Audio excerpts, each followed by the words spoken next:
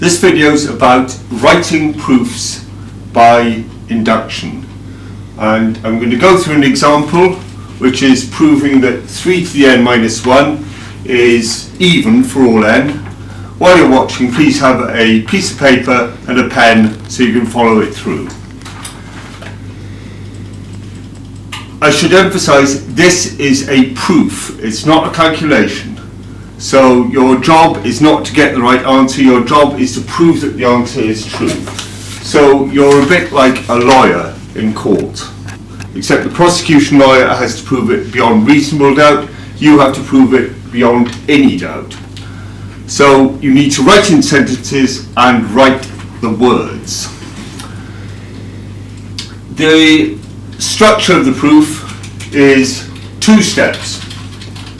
Step 1, we prove the claim for n equals 1. And step 2, we prove that it is true for n equals k plus 1 for the next one if it is true for n equals k. We don't know whether it's true for n equals k, but if it is, it must be true for the next one. The logical idea here is that if it's true for 1 by step 1, then by step 2 it must be true for 2. By step 2 again it must be true for 3, it must be true for 4, it must be true for 5, 6, 7, and for all the numbers. It's like a chain reaction with dominoes. We might prove that the dominoes are so close that if one falls over, the next will fall over, and we can prove that first without any dominoes actually falling over, and then if step 1 is true, if the first domino falls over, they all fall over. So, step 1. All we have to do here is plug in 1 instead of n in the claim. So we have 3 to the 1 minus 1 is 2, and 2 is even, so we finish that. We can write a Halmos stop there to show that we proved that. Step 2. Here we're supposing, for the sake of argument, the claim is true for n equals k.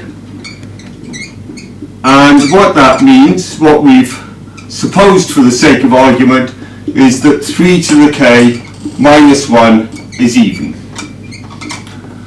What we want to prove, and we can write the thing we want to prove now, before we've written the rest of the argument, leaving a space, we want to prove that 3 to the k plus 1, if we put k plus 1 instead of k there, that is even too.